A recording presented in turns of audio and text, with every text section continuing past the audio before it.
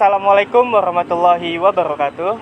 Salam, Om Swastiastu, salam budaya, salam kebajikan.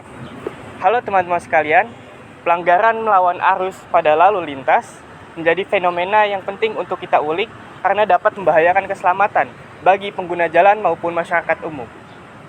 Hal ini terjadi ketika pengemudi atau pengendara melawan arus dengan sengaja berkendara pada arus yang berbeda. Dan tentu saja ini bertentangan dengan arus yang telah ditetapkan oleh jalan. Kejadian ini terjadi di berbagai tingkatan, mulai dari jalan lokal hingga jalan besar, dan sehingga menimbulkan risiko tinggi terhadap kecelakaan serius. Pelanggaran melawan arus dapat disebabkan oleh berbagai faktor termasuk kesalahan manusia, pelanggaran aturan, ketidakpatuhan pengemudi terhadap rambu-rambu lalu lintas, atau bahkan kondisi jalan yang kurang memungkinkan. Berikut ini, marilah kita simak penjelasan dari salah satu pelaku. Saya Gafar Rizkyatala dari kelompok 4 PKN, Prodi Teknik Komputer kelas 1A. Di sini saya akan mewawancarai salah satu mantan pelaku pelanggar lalu lintas di sekitaran Bandung Timur, lebih tepatnya di Komplek Bumi Panjalekan. Oke, di sini saya sedang bersama siapa? Nama saya Rifki Iwan Albani. Baik. Kak Rifki, di sini saya ingin mewawancarai Akang karena Akang salah satu mantan pelaku pelanggar lalu lintas. Baik. Untuk pertama itu mungkin dari kesibukannya dulu, Kang. Kesibukan Akang itu belakangan ini apa ya? Saya sekarang berkuliah di Widyatama. Kuliah di Widyatama, prodi apa, Kang? Prodi Manajemen. Baik, semester berapa? Semester 7. Semester 7. Wah, skripsinya lancar, Kang. Alhamdulillah. Oke, semoga lancar ya, Kang. Amin. Oke, sebelumnya apakah berkenan jika diwawancarai? Tidak apa-apa. Tidak apa-apa. Baik. Mungkin langsung saja ke pertanyaan pertama agar lebih cepat gitu ya. Pertanyaan pertama itu apa sih penyebab Akang gitu melanggar lalu lintas atau lawan arus gitu lebih tepatnya? Saya mencari jalan pintas dan cepat dikarenakan jika saya melewati jalan biasa sering terjadinya macet ya. Jadi saya melakukan lawan arus di Panjalekan. Oke, jadi alasan utamanya karena ingin lebih cepat gitu sehingga Akang melawan arus. Oke, untuk pertanyaan selanjutnya ya, Kang, seberapa tahu sih Akang tentang sanksi terkait aturan tersebut? Ya, terkait pasal 287 Undang-Undang Nomor 22 Tahun 2009, sanksi denda sekitar 500.000 dan sanksi pidana kurang lebih 2 bulan. Oh, lumayan juga ya, Kang ya, sanksi-sanksinya.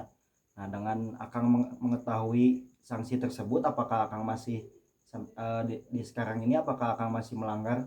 Sudah tidak. Alhamdulillah sudah tidak. Baik.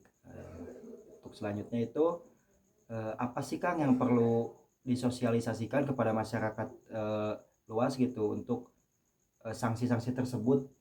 Ya, kita bisa dengan memasang poster ataupun berupa video pendek agar masyarakat tahu pentingnya kita mematuhi peraturan lalu lintas. Oke, baik, Kang. Untuk selanjutnya pertanyaan terakhir ya, Kang, karena tidak banyak-banyak pertanyaannya. Tanggapan Akang nih terkait masyarakat luas yang masih banyak tidak memahami terkait sanksi ini gitu. Sangat miris ya, apalagi seharusnya orang-orang yang berkendara atau membawa kendaraan itu seharusnya sudah tahu apa saja yang melanggar peraturan dan sanksi-sanksinya. Oke, jadi mungkin kita semua tahu gitu ya, harusnya yang mempunyai kendaraan itu harusnya yang sudah mempunyai SIM gitu ya. Saat membuat SIM itu pasti diberitahu gitu oleh aparat khususnya polisi terkait sanksi-sanksi atau aturan-aturan ya. Oke, baik. Mungkin cukup segitu, Kang, wawancara kali ini. Terima kasih, Kang. Semoga kita dapat bertemu lagi. Amin ya. Terima kasih banyak. Maaf telah menyita waktu. Terima kasih, Kang. Nah, dapat disimpulkan bahwa masih kurangnya edukasi terkait undang-undang yang menangani permasalahan pelanggaran arus lalu lintas, serta masih kurangnya tingkat kesadaran akan dampak dari melawan arus lalu lintas itu sendiri. Beberapa tindakan yang dapat dilakukan untuk mencegah pelanggaran ini mencakup beberapa aspek. Salah satunya dengan edukasi bahayanya berkendara lawan arus. Edukasi lalu lintas yang mencakup pelanggaran melawan arus memiliki peran penting dalam meningkatkan kesadaran dan perilaku pengendara di jalan raya. Program edukasi dapat memberikan pemahaman yang mendalam kepada masyarakat mengenai risiko dan konsekuensi dari perilaku melawan arus. Misalnya, melalui kampanye penyuluhan dan workshop, masyarakat diajak untuk memahami pentingnya mengikuti arah arus lalu lintas guna menjaga keselamatan bersama. Materi edukasi dapat mencakup penjelasan mengenai aturan lalu lintas, dampak pelanggaran melawan arus, serta teknik berkendara yang benar, aman, dan tertib. Tentu ini menjadi upaya pencegahan dalam meningkatkan kesadaran dan terciptanya arus lalu lintas yang aman dan tertib. Mengenai hal ini, mari kita simak video berikut. Sebelumnya, Assalamualaikum Bapak, selamat siang. Izin menanyakan beberapa tanggapan Bapak terkait arus lalu lintas ya Pak. Mungkin bisa dijelaskan dengan sederhana saja, boleh mungkin dari pengalaman Bapak sejauh profesi Bapak saat ini. Pertama-tama Bapak perkenalkan dulu mungkin ya. Iya betul. Bapak, nama Bapak Inti Sudisna. Kebetulan Bapak di sini sebagai Komandan Regu Putih Kampus Biru. Terkait dari pengamanan dari lalu lintas sejauh ini selama Bapak berkarir di UPI kurang lebih dari, dan rekan-rekan juga sama, mungkin 24 tahun lah. Selama ini mungkin alhamdulillah lancar-lancar saja terkait pelanggaran lalu lintas. Mungkin alahnya pelanggaran lalu lintas itu ya sering terjadi di sini ya. Iya. Salah satunya mungkin banyak yang nggak pakai helm juga, terus berbuat juga. Tapi untuk sejauh ini kecelakaan belum pernah terjadi. Alhamdulillah. Kalau dulu sering, malah pernah makan korban di area kisaran kampus masyarakat umum tahun 2006-2007 lah. Memang dulu waktu masih zamannya namanya geng motor itu. Iya betul. Jadi banyak yang loncat-loncatin motor. Kebetulan di depan kampus itu ada penjuran, sering kecelakaan di sana. Rata-rata yang minimal patah kanan. Terus bapernya juga makan korban. Ya. Tapi mungkin kasus yang kita ambil ini terkait dengan melawan arus Bapak.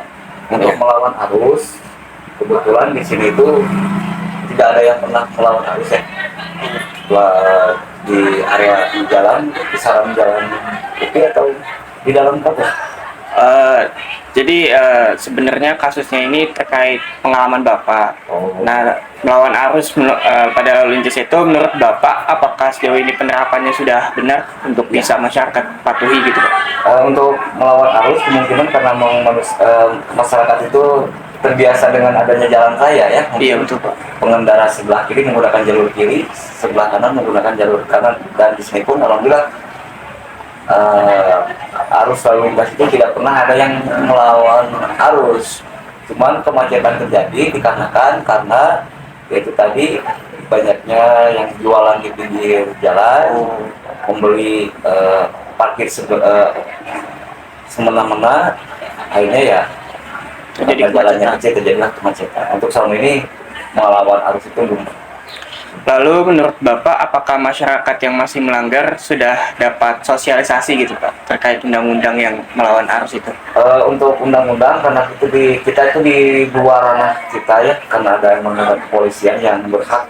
Tapi kalau untuk pengaturan kita semaksimal mungkin dari pihak pengamanan kampus melayani masyarakat, di samping kita melayani mahasiswa, mengatur arus yang terjadi kemacetan, ataupun ada salah satu mungkin yang melawan arus, kita beri himbauan atau beri arahan supaya mengikuti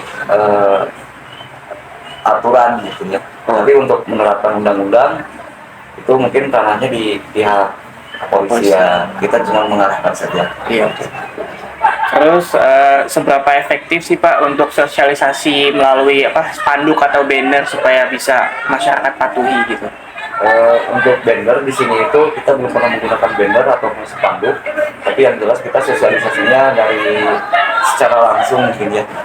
Penerapannya baik dari untuk kebanyakan yang tingkat pelanggarannya tinggi di kayak SMA atau SMP yang menggunakan motor atau membawa kendaraan, sebelum waktunya. Jadi sosialisasinya kita salah satunya apabila ada siswa atau SMP yang terutama gitu kan, kita tidak khususnya di lingkungan di kampus Cibiru tidak menerima anak SMP masuk ke wilayah kampus Cibiru menggunakan atau membawa kendaraan bermotor.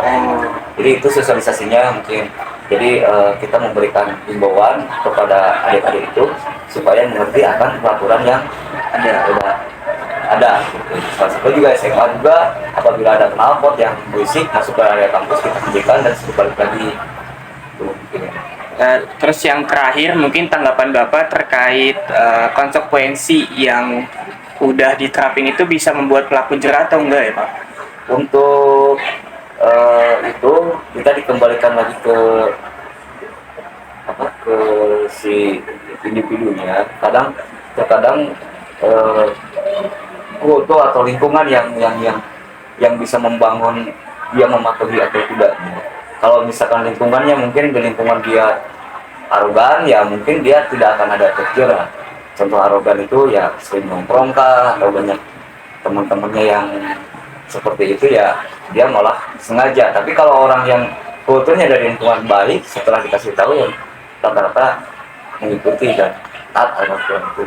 Oh ya, berarti dipengaruhi oleh sosial dan lingkungan. Sosial dan lingkungan. Iya. Jadi kita cuma bisa menerapkan atau memberikan himbauan saja. Kalau masalah teguran saja, tapi kalau memberikan tindakan itu kita tidak bisa semena-mena. Iya, kecuali di dalam lingkungan kampus Cibiru. Yang memang di situ tugas Bapak ya. Ya, itu kan memang dari tugas baik, karena kebetulan kami itu dari berenam itu sudah berempat, yang 4 orang itu SK-nya itu SK dari kementerian, yang 2 orang itu PPP P3K. Jadi mandatnya mungkin secara langsung lah dari kementerian dan rektor juga. Jadi kita punya kewenangan di dalam kampus itu untuk menindak, tapi bukan untuk memproses, menindak saja dan memberi teguran saja. Oke, baik. Mungkin itu aja Pak yang bisa kita diskusikan. Sebelumnya terima kasih. Wassalamualaikum warahmatullahi wabarakatuh. Diketahui dari undang-undang terkait pelanggaran lalu lintas, khususnya dalam konteks melawan arus, memegang peran penting dalam menjaga keamanan dan ketertiban di jalan raya. Undang-undang ini menetapkan aturan yang jelas mengenai pergerakan kendaraan, dan pelanggaran melawan arus dianggap sebagai tindakan yang serius yang dapat membahayakan keselamatan pengguna jalan. Pemerintah telah menetapkan suatu aturan mengenai peraturan lalu lintas yang tertuang dalam Undang-Undang Nomor 22 Tahun 2009 tentang lalu lintas dan angkutan jalan. Pada pasal 287 ayat 1 dari Undang-Undang Lalu Lintas dan Angkutan Jalan mencatatkan bahwa setiap pengendara yang melanggar lalu lintas dapat dikenakan pidana berupa kurungan maksimal 2 bulan penjara atau denda sebesar Rp500.000. Guna melegalisasi keselamatan berkendara, Undang-Undang Nomor 22 Tahun 2009 tentang lalu lintas dan angkutan jalan diberlakukan, yang disertai dengan Rencana Umum Nasional Keselamatan atau RUNK, sebagaimana diatur dalam pasal 105 Undang-Undang Nomor 22 Tahun 2009 yang berbunyi, setiap orang yang menggunakan jalan wajib berperilaku tertib dan mencegah hal-hal yang dapat merintangi, membahayakan, dan keselamatan lalu lintas akan angkutan jalan atau yang dapat menimbulkan kerusakan jalan. Oleh karena itu, marilah Tingkatkan kesadaran bersama akan akan pelanggaran lalu lintas.